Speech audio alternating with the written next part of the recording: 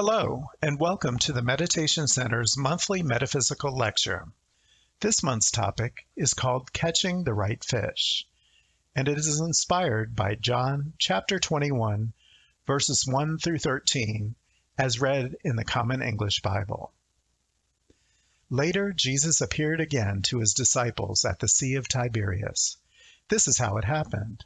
Simon Peter, Thomas, called Didymus, Nathanael from Cana in Galilee, and Zebedee's sons James and John, and two other disciples were together. Simon Peter told them, "I'm going fishing." They said, "We'll go with you." They set out in a boat, but throughout the night they caught nothing. Early in the morning, Jesus stood on the shore, but the disciples didn't realize it was him. Jesus called to them, "Children, have you caught anything to eat?" They answered him, "No." He said, "Cast your net on the right side of the boat, and you will find some." So they did, and there were so many fish that they couldn't haul in the net. Then the disciple whom Jesus loved said to Peter, "It's the Lord." When Simon Peter heard it was the Lord, he jumped into the water. The other disciples followed in the boat, dragging the net full of fish, for they weren't far from shore, only about 100 yards. When they landed, they saw a fire there with fish on it and some bread. Jesus said to them, "Bring some of the fish that you've just caught." Simon Peter got up and pulled the net to shore. It was full of large fish, 153 of them. Yet the net hadn't torn, even with so many fish. Jesus said to them, "Come and have breakfast." None of the disciples could bring themselves to ask him, "Who are you?" But they knew it was him. Jesus came, took the bread, and gave it to them. He did the same with the fish. This was now the third time Jesus appeared to his disciples after he was raised from the dead. Again, that's John chapter 21, verses 1 through 13. Hello, how are you doing during this pandemic? Are you feeling a little cabin fever from having to stay home? Maybe you're experiencing feelings of apathy or distraction because your normal routine has been disrupted. Or perhaps you're feeling like you should be doing more. You may or may not be having these feelings personally, but they're completely normal reactions, which many of us are experiencing right now. When we experience times of disruption, the loss of a job, the death of a loved one, or having to stay confined when there are so many other things we'd rather be doing, our body reacts in ways we might not expect. It's part of the process we know as grief. Though we might not perceive it as grieving, it's still an adjustment to a disruption in our life. Our body responds in similar ways to any major disruptions we experience. That's why you might be feeling a little out of sorts. Last week was Easter, the resurrection of our awareness of oneness with God and all that is. The story of the resurrection in the Bible has accounts of Jesus appearing 3 times to friends and loved ones. The first and most familiar appearance was to Mary of Magdala in the Garden of Gethsemane. But then he appears 2 more times in other places. The next appearance was to a gathering of his disciples. This is the story of doubting Thomas, who won't believe that Jesus appeared unless he sees it for himself. We covered the lesson of that story last April. Today, we explore Jesus' third and final appearance, on the water. In this account, Jesus' friends are experiencing the same kind of out-of-sorts feeling that many of us are going through during stay-at-home restrictions. These men are grieving the loss of their friend and mentor and are searching for something normal to do, to get back into a routine they are used to. But it isn't easy. Sure, they don't have to worry about social distancing, but in order to feed themselves, they still need to find a way to distract themselves from the major disruption in their life. In this passage, we have seen 7 people trying to catch fish. 7 represents perfection and completeness. In this case, each person represents an aspect of our complete, perfect self. Simon Peter, the leader of the group, represents strength and discernment of truth. Thomas represents reasoning and intellect. Nathanael represents our faculty of imagination. James represents wisdom. John represents love. And their father Zebedee represents abundance. The left side of the boat represents earthly thinking, consciousness of lack or doubt. The right side of the boat represents right or spiritual thinking, a consciousness of trust, faith, and prosperity. Of course, all of this is taking place on the water, which represents our emotions. In order to adequately survive any emotional situation, represented by the water, we need the strength that Simon represents, which helps us reap our harvest. We also need discernment of truth, represented by Peter, to distinguish what is real and what is not, and reasoning and intellect, represented by Thomas, to help us take sensible action. Imagination, Nathaniel, gives us the power to see beyond our current circumstances. Wisdom, James, and love, John, in abundance, fathered by Zebedee, give us the hope and confidence of success. When we have a consciousness of lack or doubt, controlled by left brain earthly thinking, or the left side of the boat, we have trouble reaping the rewards of our efforts. If we turn our focus to a more spiritual right brain nature of trust, faith, and prosperity, the right side of the boat, we recognize the rewards more readily and with less effort.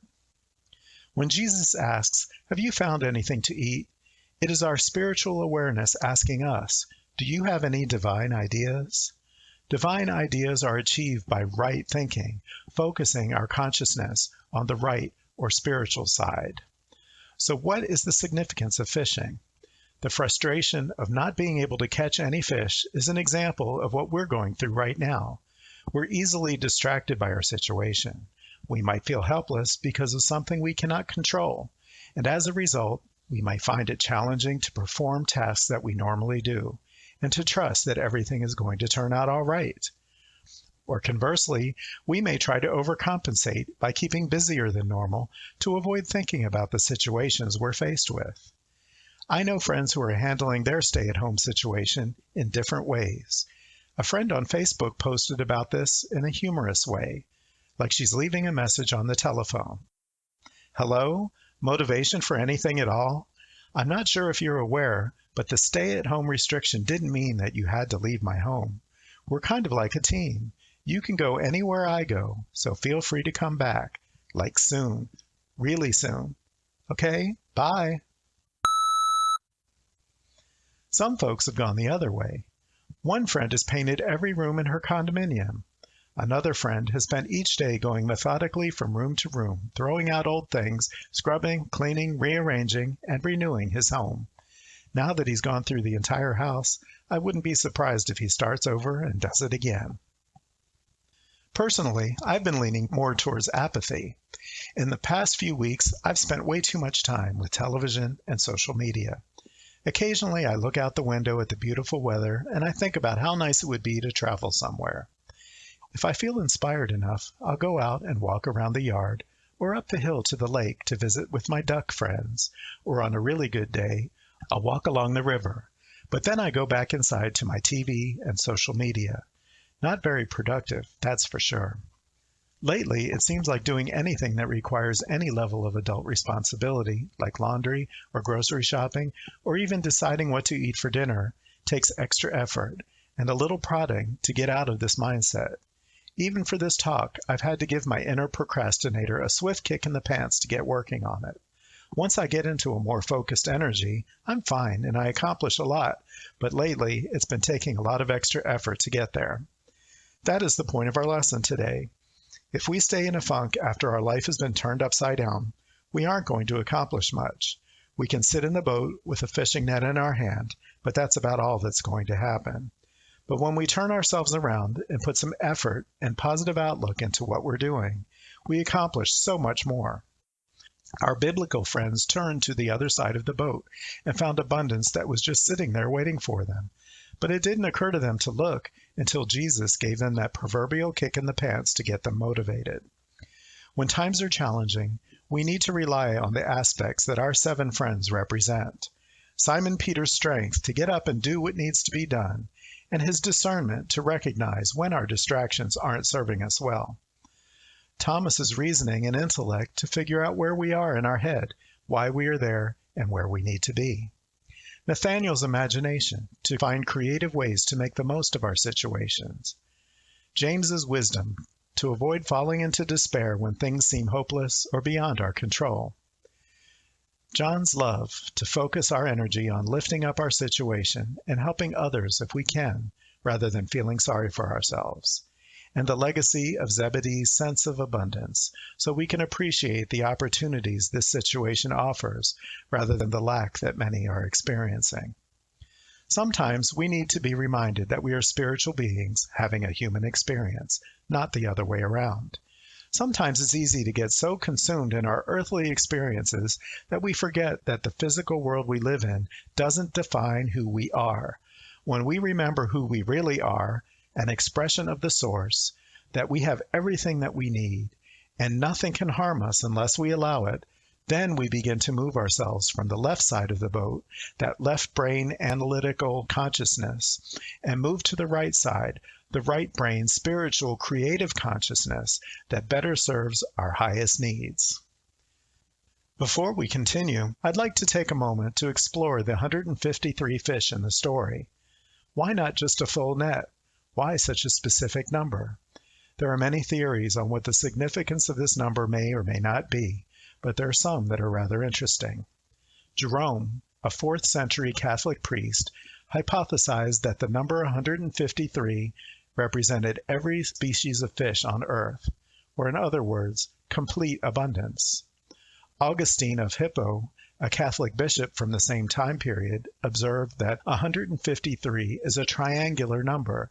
In other words, the sum of the sequential numbers numbered 1 through 17, 1 plus 2 plus 3 plus 4, etc., all the way up to 17. The number 17 represents overcoming the enemy, or complete victory. In this context, it could represent victory over our distracting thoughts and emotions. To take it further, many numbers in the Bible are multiplied against themselves and each other to indicate a more powerful meaning. For example, in Matthew chapter 18, Jesus was teaching some of his most well-known spiritual principles. Peter asked Jesus, how many times does he need to forgive his brother? Jesus replied, not 7 times, but 70 times 7. As we said earlier, 7 is the energy of perfection and completeness. Multiplying it by 7 again, and then by 10, amplifies how important it is to forgive, and illustrates how much effort it takes to achieve perfect forgiveness. Similarly, in this story, 17 multiplied by 3, and then multiplied by 3 again, equals 153. 3 is another expression of completeness, such as the Holy Trinity, another triangle. That energy of completeness and perfection multiplies and amplifies the idea of completeness already expressed by the number 17. In other words, it's the ultimate, perfect, complete victory over our troubled nature. I won't attempt to convince you which idea is more accurate, as there are others, but this is a topic you might want to explore and contemplate on your own. Just the same, think about how you want to claim your ultimate victory over this pandemic we're in. What kind of fish do you want to catch? There are so many things we can do to find satisfaction during these strange times. It's a great time to catch up with friends you've lost touch with. Pick up the phone and call them, or sit down and write a letter. The post office will appreciate it too. Or use Zoom or FaceTime to see each other in person while you talk. Read a book that you've been putting off. Go for a long walk. If it's within your means, buy provisions from local businesses, either for you or for someone else. One friend in Wisconsin is sponsoring a local cheese shop. Every week, she draws a name among friends who participate, and she mails them a selection of cheeses to enjoy. Or send a gift certificate to someone who isn't working. Take an online class and learn something new. Think of creative ways to be supportive of those who are less fortunate or who cannot get out because of their own circumstances. Send a card just for the sake of the love it shares. Donate to a charity you appreciate or to a business that's having trouble staying afloat. Ask them what you can do to help their cause. Use that right side of the boat to come up with your own creative ideas. Now is the time to go for the big fish, not only as food for your soul, but also as food to share in the form of service to others. Remember our 7 friends in the boat? They ended up with more fish than they could possibly use themselves. It was a perfect opportunity to share their blessing with others. They had so much fun enjoying their bounty, and they were no longer thinking about their sorrow over the death of their beloved teacher, who was still with them in spirit. We may be living in times of uncertainty, but it's no less a wonderful world we live in. Let's find ways to make the best of what we have. I remind you that as strange and overwhelming as the COVID-19 pandemic may seem at times, like everything else, it has come to pass. Yes, there will be times of challenge and even death for some, but like everything else in life, we will survive this. Our world may not look the same when we come out of it, not because of what we lost, but because of what we're gaining, emerging stronger, wiser, and more compassionate than ever before. In closing, I share with you a poem that does a good job in summarizing our lesson today. It's called Fishers of Men by Gerald B. Bergeron. The night was hard, the catch was slim, and these fishermen were weary and worn. They tossed their nets throughout the evening, and many were tangled and torn. As they reached the shore, they heard a voice shouting, "Throw your nets to the other side." Now this was more than they were willing to take, and their weariness was hard to hide. One hollered out their nightly struggle, and yet he decided to give it a try. Their nets became full and ready to burst, a miracle that none could deny. One said, "It's surely the Lord." Then he jumped in to swim to the shore. They all sat down to eat in abundance, and being filled, they still had much more. This is the miracle of faith in action, plain obedience to what one has heard, to now be appointed as the fishers of men, for being obedient to the word. Cast your net into the world around you, and even if you grow weary, you will win. God will answer you in abundance, my friend, and has made you the fishers of men. What kind of fish are you trying to catch? Are you on the left side of the boat, dragging your tattered net, thinking about how empty it is? Or are you on the right side of the boat, reaping and sharing the rewards of abundance that are always here for us to enjoy? Be strong, be safe, and most importantly, be comforted, and make time to catch the right kind of fish. Namaste. For more meditation ideas, visit our website at www.meditatewnc.org. Thank you for joining us.